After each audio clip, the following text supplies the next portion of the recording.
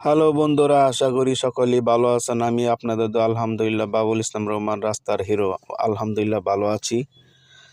দেখেন রাস্তার সাইডে গাড়িগুলা কিভাবে সুন্দর করে সাইডে রেখে দিছে। এইভাবে যে কেউ গাড়ি রেখে দেয় বড় রাস্তার সাইডে, তাহলে কিন্তু মানুষ জনসাধারণের জন্য চলাফেরা করতে একটু সুবিধা হয়।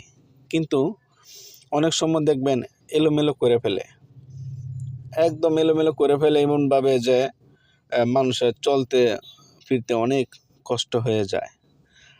হ্যাঁ, আমি আপনাদেরকে দেখাচ্ছি যে এই দেখেন রিক্সাওয়ালা ভাইগুলো এইখানে সুন্দর করে সিরিয়াল ধরে বসে আছে। আবার এইখানে দেন কতগুলো রিক্সাওয়ালা ভাই এলোমেলো করে রাখছে। এইভাবেই কিন্তু যানজটগুলো লেগে যায়, বুঝছেন? এই দেখেন একজন সিকিউরিটি গার্ড ভাইয়ের কথা রিক্সাওয়ালা শুনে না, যেখানে পুলিশের কথা শুনে না, রিক্সাওয়ালা কি একদম সিকিউরিটি গার্ড ভাইয়ের কথা শুনবে না। আমি এই জন্য 1 মাসের ক্ষমতা চাই যানজট মুক্ত করার জন্য বাংলাদেশ সরকারের কাছে। আমি আশা করব আমাকে দিবে।